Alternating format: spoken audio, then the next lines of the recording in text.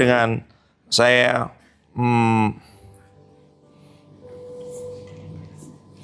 Roma 10 ayat 10.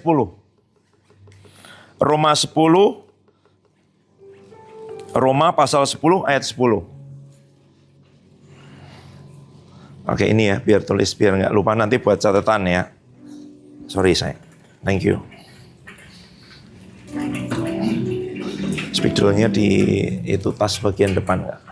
Di tas bagian depan.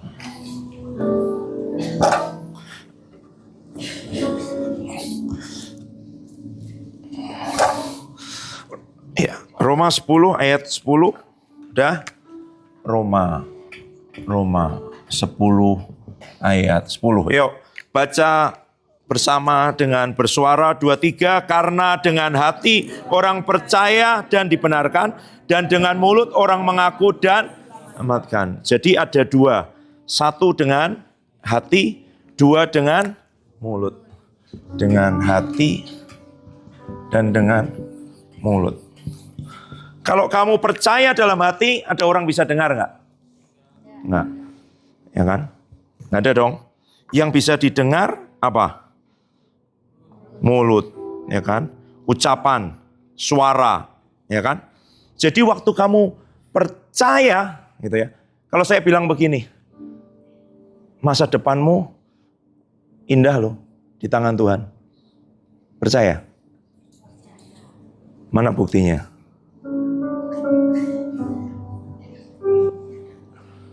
Loh, kalau kamu percaya kan? Di mana percaya? Di hati. Mulutmu mengaku nggak? Betul, itu saya. Masa depanku indah. Yes, sepakat. Mulutnya ikut mengaku. Selama ini kamu separuh. Hilang. Kenapa? Firman Tuhan bilang begini. Buka lagi ayatnya. Roma 10 ayat 17. Benar nggak?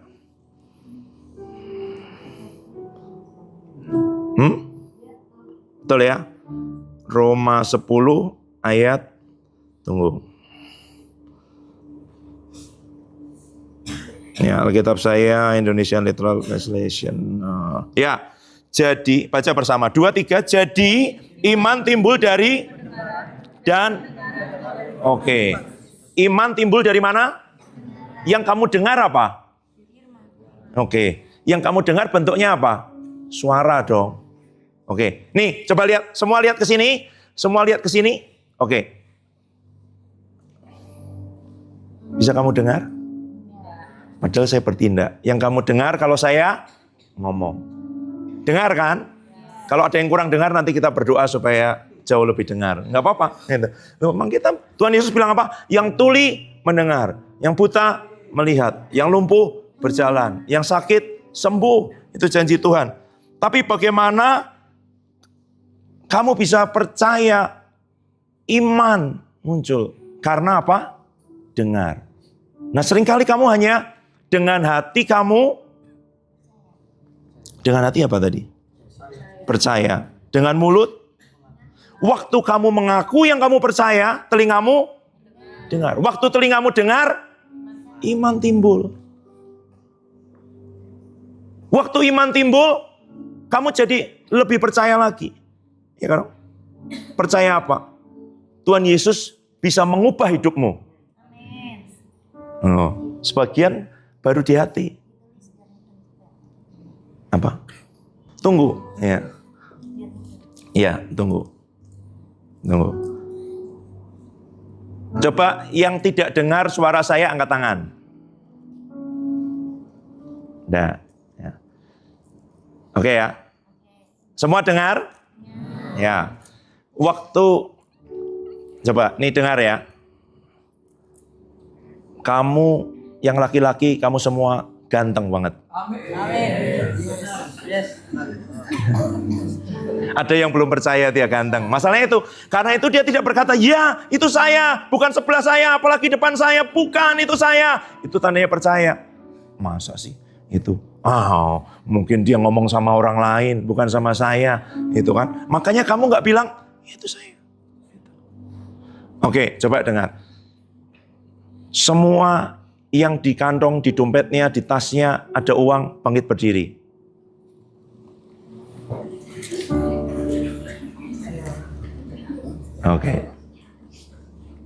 Oke. Semua yang di kantong, di dompetnya tidak ada uang, tapi percaya bahwa Tuhan akan memberkati hidupnya, bangkit berdiri. Oh, dengar. Saya berdirinya di atas ini.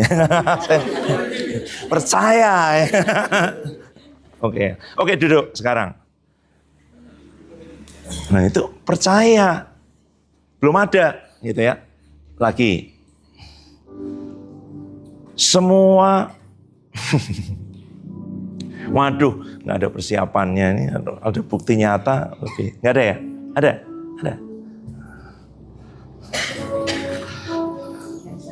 Ini apa? Pinjam aja. Itu di situ ada. Oh iya. 50 beberapa ada. Oh iya, pinjam aja. Semua yang percaya bahwa saya akan memberikan 50.000 rupiah kepada orang yang pertama kali maju ke depan, boleh berdiri di tempatnya. Wow.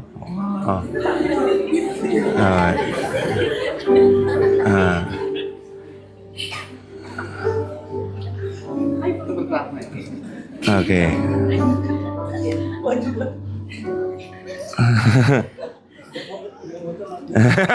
Sudah pernah telat ya. Oke ya. Ya kan? Siapa yang percaya bahwa Tuhan itu baik buat hidupmu? Amin. Berdiri coba.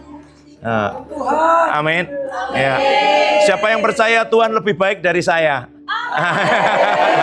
Siapa yang percaya dia baik buat hidupmu? Oke. Siapa yang percaya? Oke, duduk dulu.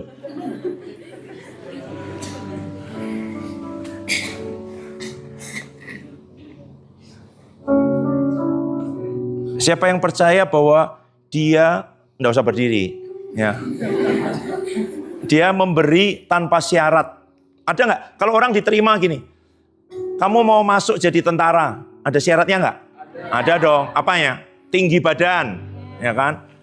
Nggak boleh pakai kacamata ya. Giginya nggak boleh ada lubangnya. Fisik, dia harus push up, harus squat jump, harus pull up. Berapa kali lari, berapa kilometer. Ada syaratnya nggak? Ada. Masuk jadi apa lagi? Masuk kuliah, terutama jurusan-jurusan yang sulit. Jadi dokter, jadi apa? Ada tesnya nggak? Ada. Kalau tidak memenuhi syarat, nggak bisa. Tapi kita masuk jadi anggota keluarga Tuhan, kerajaan Allah. Masuk jadi keluarganya Tuhan. Ada syaratnya nggak kira-kira? Kalau kamu mau terima orang dalam rumahmu, jadi adikmu, jadi kakakmu diangkat, ada syaratnya nggak kira-kira? Ada dong. Paling nggak dia rajin, ya kan? Ya dong. Paling enggak kalau kamu malas dia bisa kamu suruh-suruh, ya enggak? Itu ya. Kalau dia lebih malas dari kamu buat apa gitu ya. Lebih baik saya diadopsi aja gitu. Ya dong. Pasti begitu. Tapi kamu belum percaya bahwa saya akan memberikan. Coba yang percaya satu orang. Ya enggak usah dia, enggak bisa ya. Ada berapa sih? Oh, setelah saya janjikan ternyata isinya 10.000.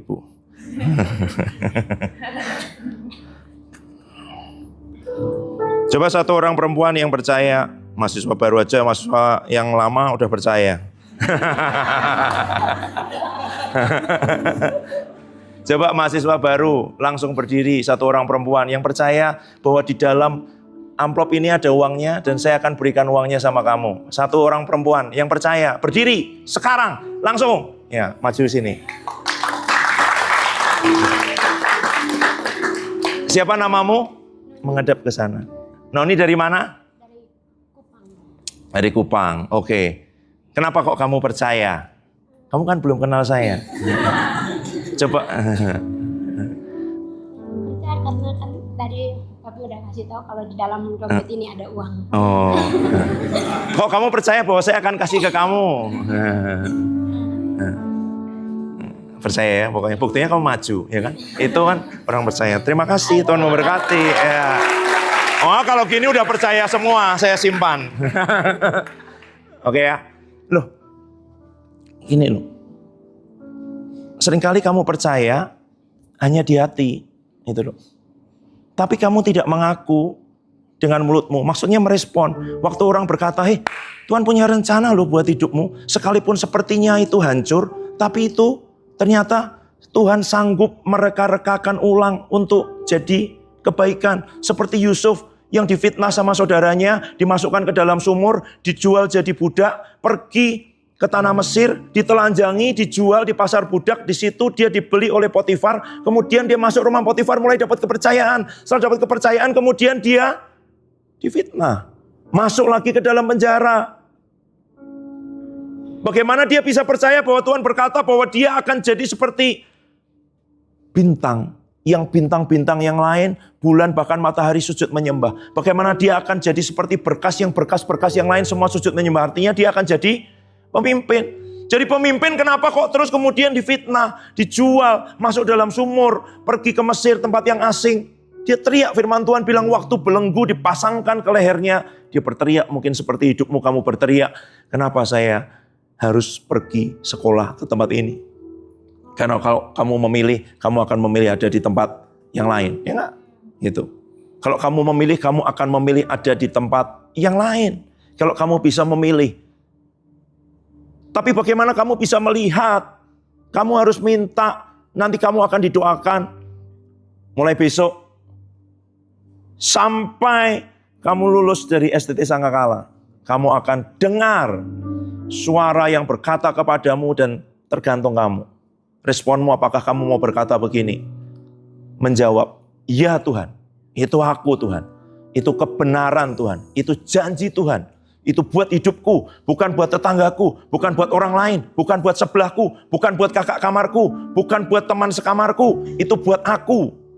Jadi waktu kamu dengar Tuhan baik dalam hidupmu, yes, benar. Tapi kamu bilang gini, kenyataannya Tuhan gak baik. Saya punya satu penyakit yang bertahun-tahun gak sembuh. Orang tuaku udah meninggal waktu aku kecil, aku tidak kenal siapa mereka. Hidupku berantakan, keluargaku miskin, dalam kutuk, keluargaku sakit-sakitan, banyak yang meninggal. Orang tuaku gak mampu. Mereka bahkan tidak peduli sama aku. Sejak aku kecil mereka mukulin aku. Macam-macam kamu akan bilang begitu. Mana buktinya Tuhan baik? Kalau Tuhan baik mungkin aku lahir di kota besar. Di keluarga yang hebat. Keluarga yang baik. Keluarga yang kaya. Punya uang. Bisa nyekolahin aku. Sayang sama aku. Ngajak aku pergi liburan. Jalan-jalan. Tidak pernah memukul aku. Semua memeluk aku. Memperhatikan aku. Penuh kasih sayang. Mana buktinya Tuhan baik? Itu akan terjadi dalam hidupmu. Itu namanya kenyataan.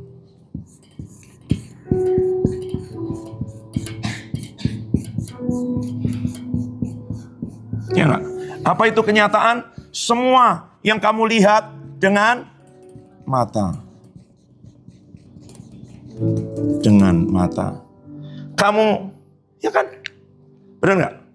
Semua yang kamu lihat dengan mata, itu kenyataan. Waktu saya bilang, ada uang di dalam amplop ini. Kamu enggak lihat uangnya kan? Kenyataannya adalah ada sebuah amplop, tulisannya Tuhan Yesus memberkati. Ya kan? Gambarnya bunga-bunga. Ya kan, garis-garis. Mana uangnya? Gitu. Kamu percaya nggak bahwa di dalam amplop ini ada uang? Nah begitu. Kamu percaya nggak kalau kenyataan hidupmu berkata bahwa hidupmu sulit, keluargamu sulit, keluargamu berantakan, masa lalumu kacau, kamu melakukan banyak hal yang karena kamu ingin diterima oleh orang lain, kamu ingin membuktikan diri, kamu melakukan sangat banyak hal untuk mengisi kekosongan di hatimu, untuk dapat pengakuan, penerimaan dari orang lain, dari keluargamu, dari siapapun itu. Dan kemudian kamu bilang, mana buktinya? Tuhan baik. Kamu akan mendengar mulai hari ini, terus sampai 4 tahun ke depan. Bahkan sebenarnya sampai seumur hidupmu, tapi bagian kami cuma 4 tahun, ya kan? Itu. Bahwa Tuhan baik dalam hidupmu. Apapun keadaanmu, apapun kata orang tentang hidupmu, apapun yang pernah kamu alami dalam hidupmu, dia baik. Bagaimana mungkin Yusuf bisa berkata bahwa Tuhan baik dalam hidupnya? Dia difitnah, dia dibuang, dia masukkan dalam sumur, dijual jadi budak, pergi ke Mesir, jauh. Nggak kenal, hilang. Ditelanjangi loh, jadi budak itu ditelanjangi, dipasang di atas panggung, di pasar, dijual orang milih-milih, dijual, ditawar. Diberi kepercayaan, baru sebentar difitnah lagi, masuk dalam penjara. Terus dilupakan, dia udah nolongin orang menafsirkan mimpi, tapi orang itu juga tidak ingat dengan dia. Terus difitnah, dijelek-jelekkan, dilupakan. Bagaimana dia bisa tetap percaya bahwa Tuhan baik? Nanti perhatikan firman Tuhan, saya tidak buka itu. Setiap kali firman Tuhan bilang begini. Oke, baca aja kisah Yusuf. Carikan Mami, tolong. Kejadian ya.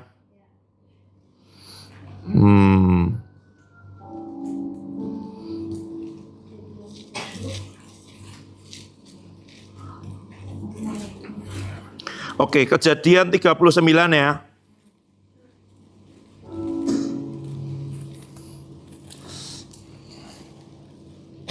Untung gambarnya Raja Wali. Selama ada angin. Ayat 1 baca bersama-sama. 2, 3. Adapun Yusuf telah dibawa ke Mesir dan Potifar seorang Mesir, pegawai istana Firaun, kepala pengawal raja, membeli dia dari tangan orang Ismail yang telah membawa dia situ. Sebentar.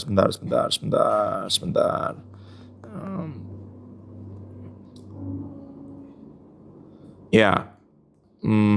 Dia dijual di pasal 37, oke, 39 itu ya. Jadi Yusuf sudah dibawa ke Mesir dan Potifar membeli dia dari tangan orang Ismail yang telah membawa dia di situ. Itu namanya apa? Kenyataan.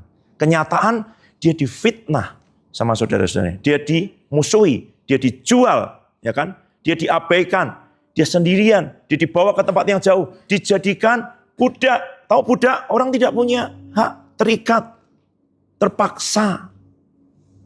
Kalau kamu pilih jadi budak atau jadi bos? Pilih. Ada yang pilih jadi budak?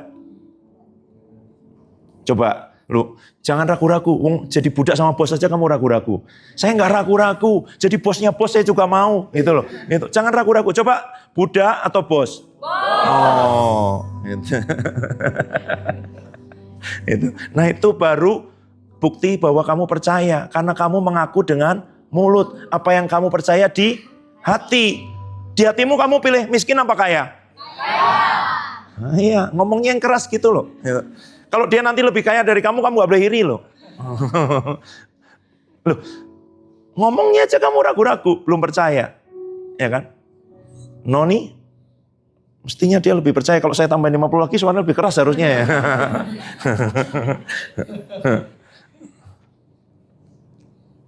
Ya dong, itu namanya kenyataan.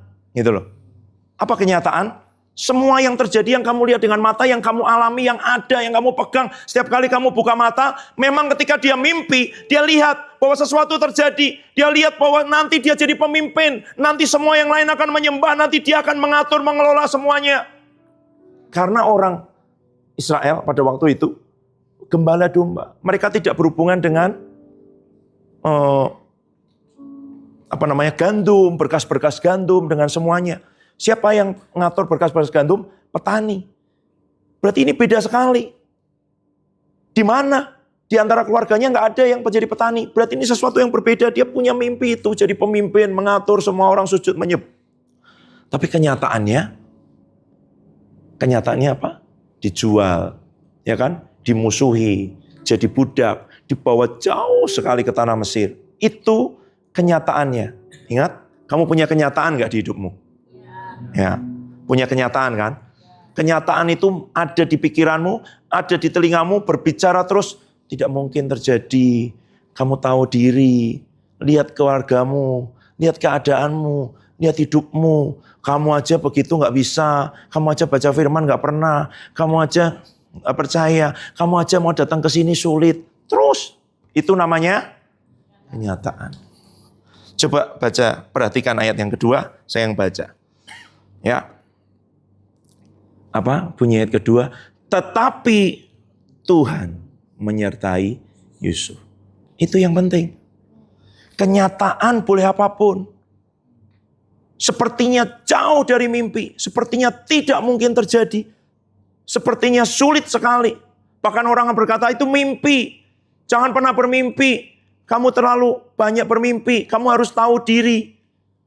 Orang boleh ngomong apapun.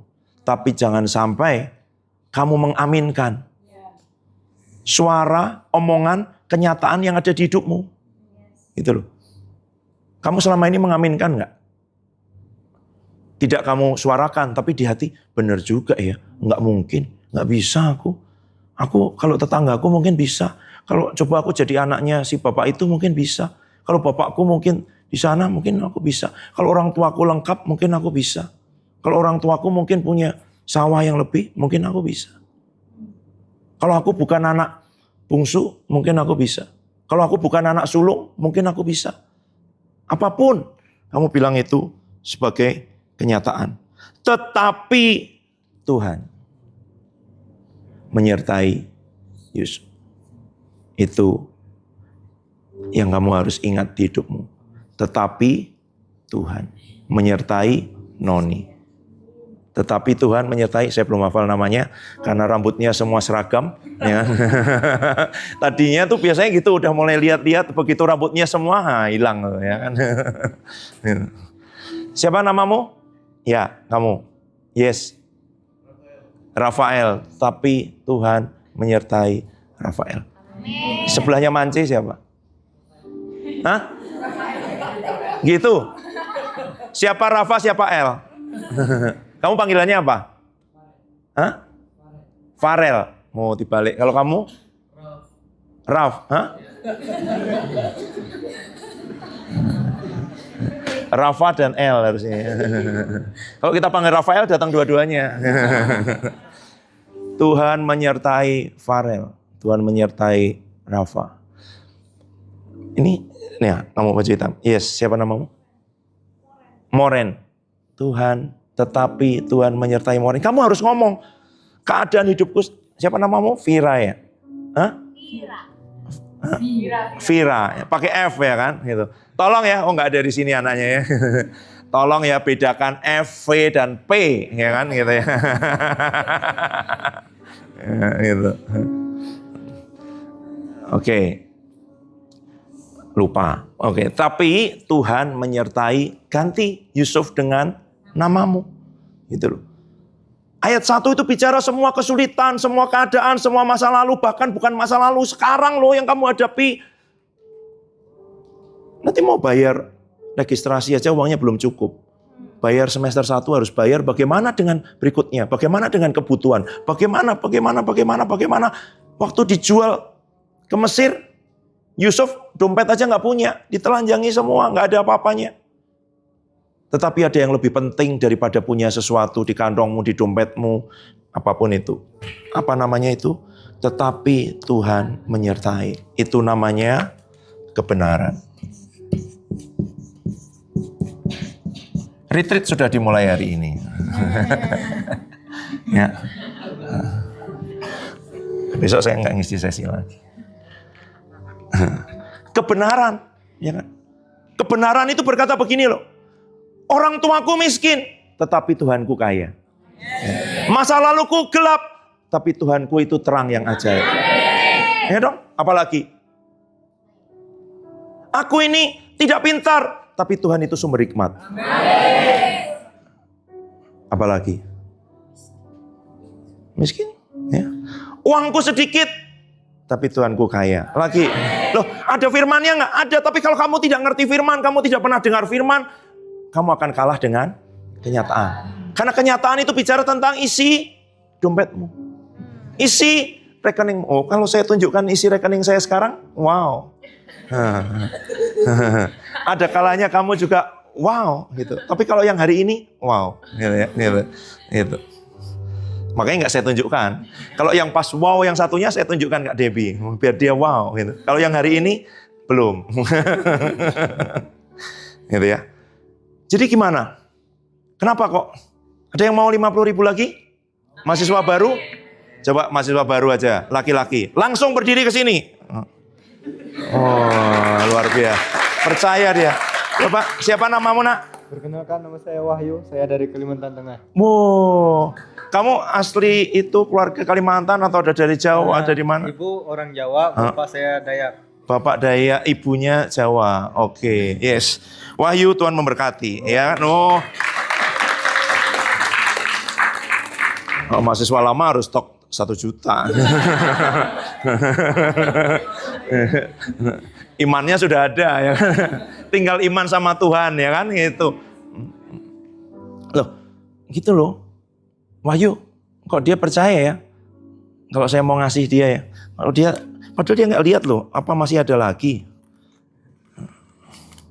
Saya kayak gini-gini belum tentu ada kan, tapi karena pernah itu kamu percaya kan.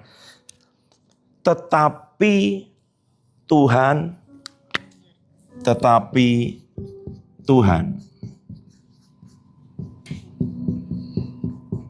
menyertai siapa? Saya. Hah? Saya. Namamu ganti dengan namamu. Ya. Nanti saya kasih satu jurus ini. Setiap kali kamu ngadepin kesulitan, kamu ragu, suara di telingamu, di pikiranmu berbicara dengan keras sekali. Nggak mungkin, udahlah pulang aja. Nggak bisa kamu, nggak mungkin. Udah, apa sih? Gitu-gitu. Kamu ngapain di sini? Kamu nggak tahu apa yang terjadi. Itu lihat keluargamu sakit, lihat itumu malah gini semua susah. Coba kalau kamu kerja, kamu dapat duit loh. Kalau kamu itu lebih jelas loh hidupmu. Gitu. Kamu harus ngomong, tetapi Tuhan menyertai Rafa. Tuhan menyertai Moren. Tuhan menyertai Grace. Tuhan menyertai Sani. Tuhan menyertai Habel, Maji. Tuhan menyertai Glory. Tuhan menyertai Feby. Menyertai Ani. Menyertai Immanuel. Menyertai Boni. Habel. Oh, saya butuh 1 tahun. Kaleb. Yakin sekali salah. Ya kan? Imannya kuat. Ya kan? Tuhan menyertai Krisya, Tuhan menyertai Kak Silvi, Bu Cindy, Tuhan menyertai Kak Nathan, Tuhan menyertai Bobby, ya. Tuhan menyertai, kamu harus bilang, tetapi Tuhan menyertai. Coba nih kalimat itu. Ya, tetapinya jangan kebalik. Ya. Misal nih, iya sih, Tuhan memang hebat. Tuhan memang luar biasa, ya kan? Tapi buktinya hidupku sulit. Tapi uangku nggak ada. Tapi sabunku hampir habis.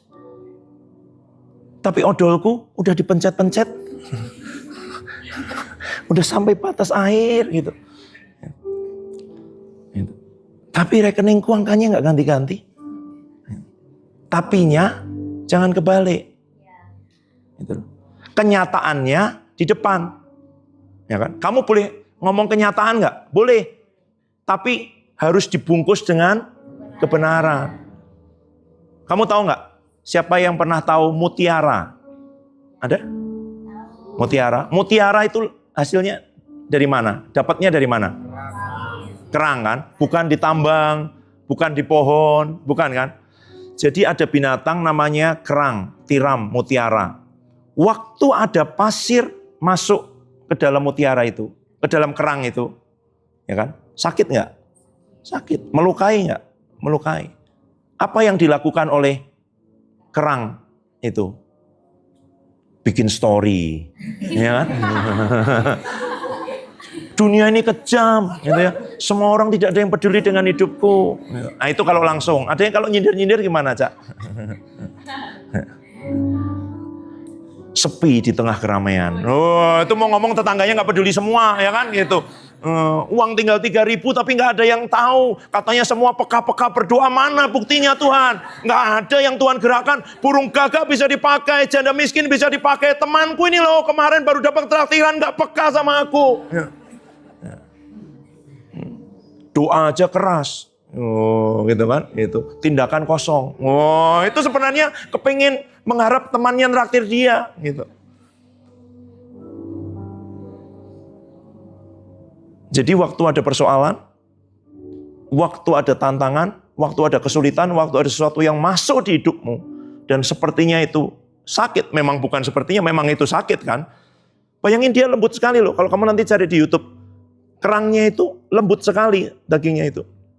Kemasukan pasir itu luka, tapi dia keluarkan cairan, membungkus itu ya, membungkus dibungkus sama dia. Pakai cairan, dibungkus. Terus bulat jadi namanya mutiara. Waktu dibungkus dengan mutiara, apa yang terjadi? Jadi mahal, ya enggak? Kalau pasir satu butir harganya berapa? Enggak ada dong. Orang jualnya satu truk, ya enggak? Ada enggak orang jual pasir satu butir gitu? Enggak ada dong itu. Mutiara satu butir ada? Ada, itu aja mahal. Coba googling. Bisa enggak, Cak? Tolong. Harga mutiara coba berapa sih? Biar tahu kita.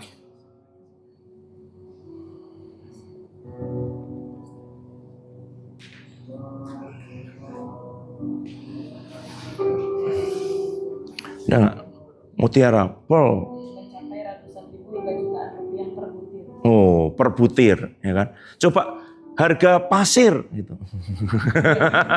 Pasir berapa ya Bu Cindy ya? Bisa nggak ada orang jual pasir kiloan kan? Hah? Satu truk kan? Satu truk pasir coba. Berapa tuh? Wah, kalau ada Pak Trio tahu. Pak Trio? Satu truk. Oh. Kurang lebih kecil dari itu. Harga pasir kocor hitam per truk bisa mencapai 1.800.000. Oh, satu truk 1.800.000. Padahal mutiara satu bisa sampai jutaan kan? Ya, anggap aja mutiara 1 2 juta juga. Berarti mutiara satu dengan pasir satu truk harganya mahal mana? Mutiara satu. Kenapa? Padahal isinya kalau dipecah itu isinya pasir. Yang menyebabkan dia jadi mutiara apa?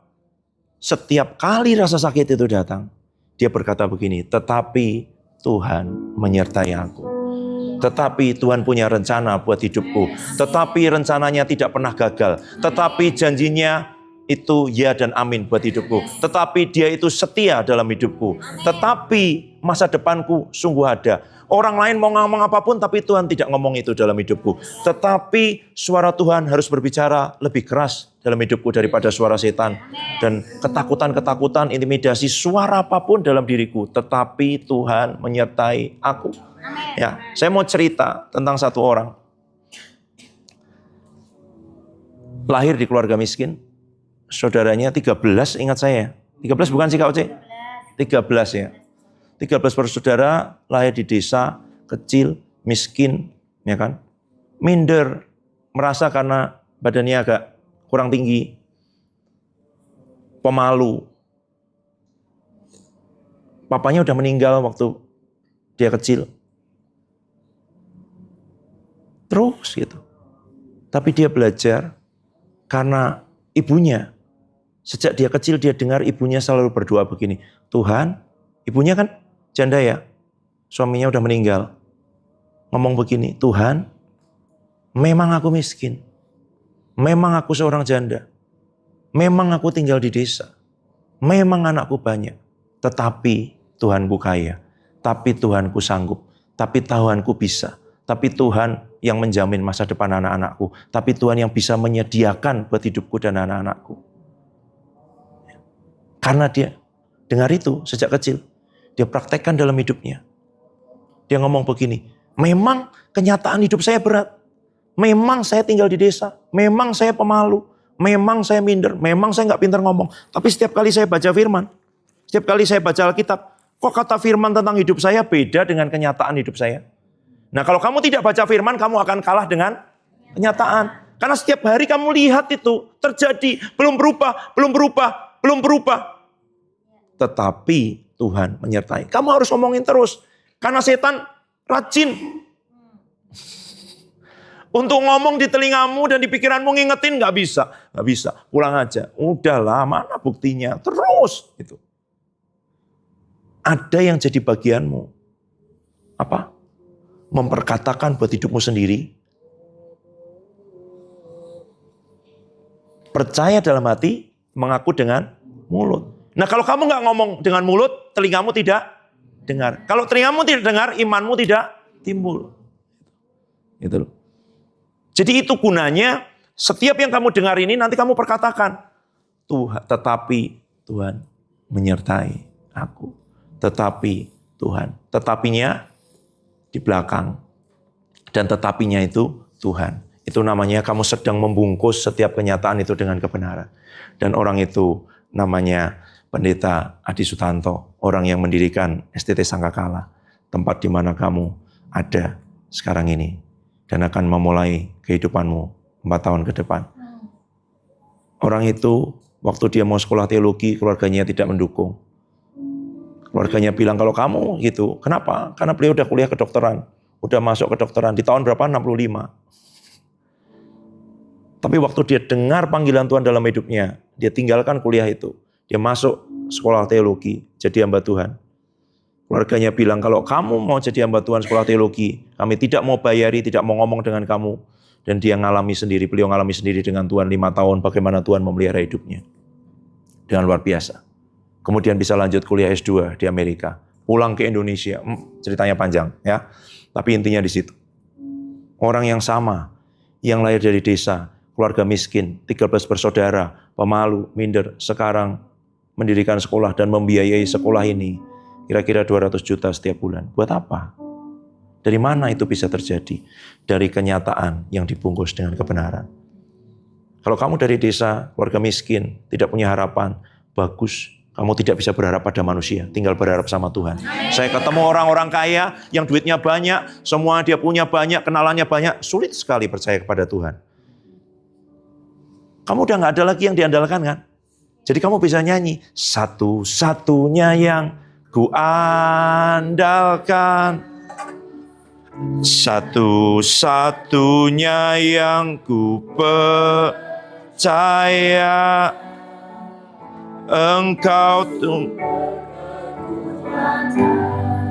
sumber pengharapan, sumber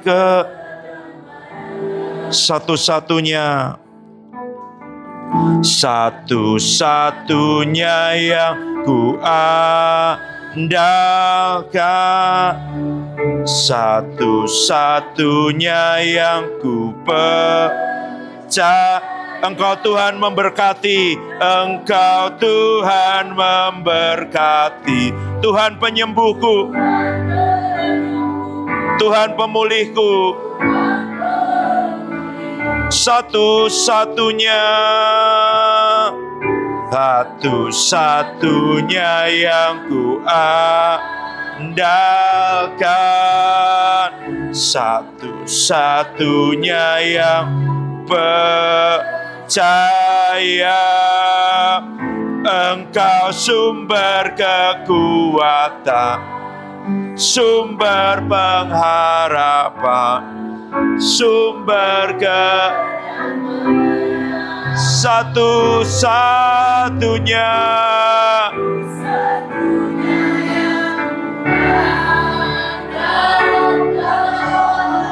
satu-satunya yang Engkau Tuhan memberkati, Tuhan penyembuhku, Tuhan pembuh, satu-satunya, satunya yang ku andalkan, satu-satunya yang ku percaya. Engkau sumber kekuatan, sumber pengharapan,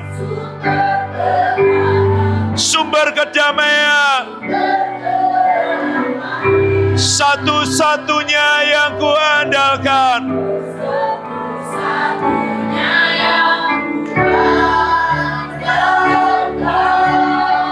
satu-satunya yang ku percaya, ya Engkau Tuhan memberkati, Tuhan penyembuhku,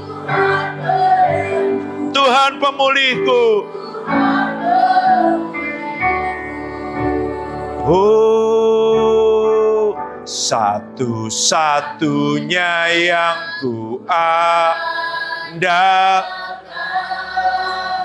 satu-satunya yang ku percaya.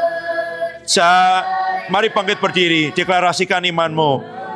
sumber kekuatan, sumber pengharapan, sumber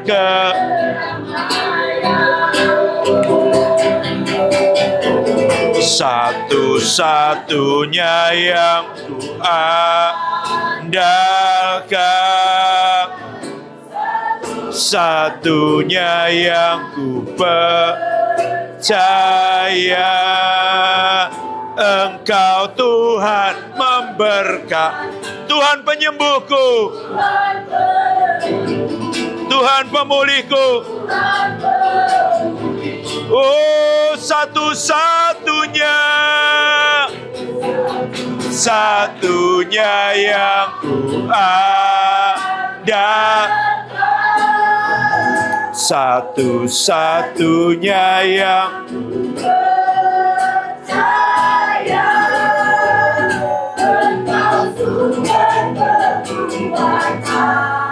sumber pengharapan, sumber kedamaian, satu-satunya,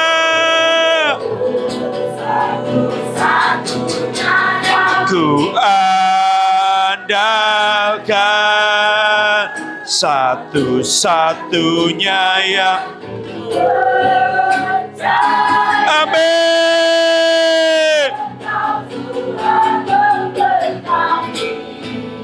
Tuhan penyembuhku, Tuhan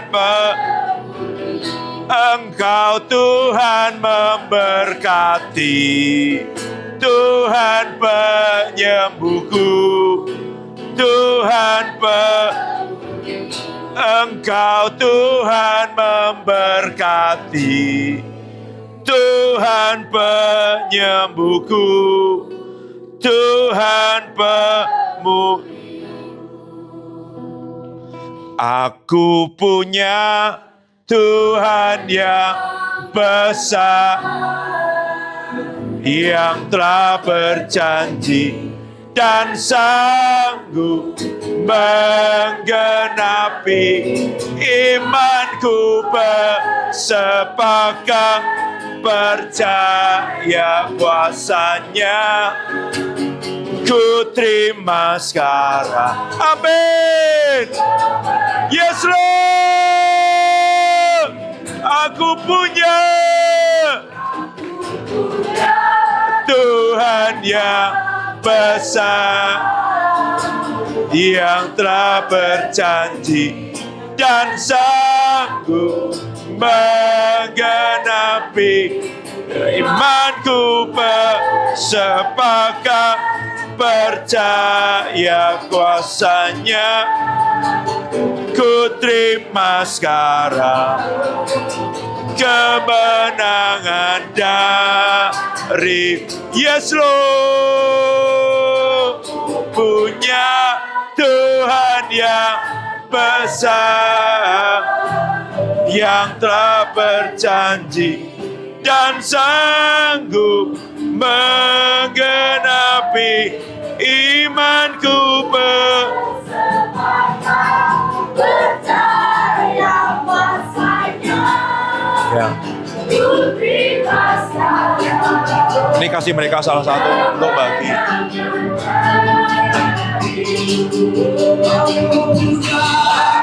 Kasihani untuk bagi itu rotinya, ya, berarti. Mana roti? Nah. Menggenapi imanku, bersepakat percaya. Amin. Ku terima sekarang kemenangan darimu. Aku punya Tuhan yang besar, yang telah berjanji dan sanggup imanku, bersepakat percaya kuasanya.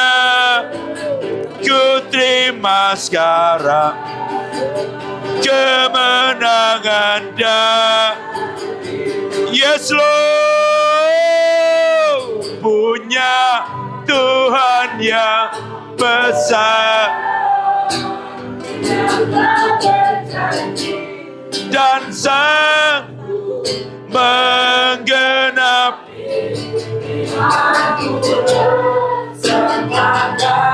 percaya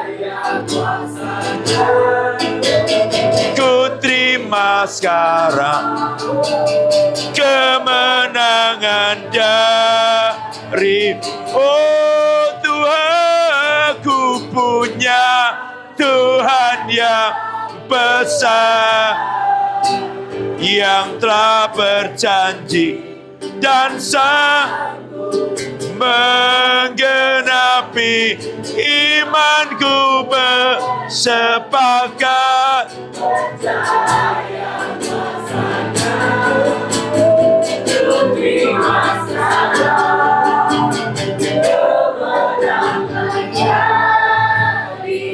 Apakah ada yang belum menerima roti dan anggur? Boleh angkat tangan biar bisa dibagi.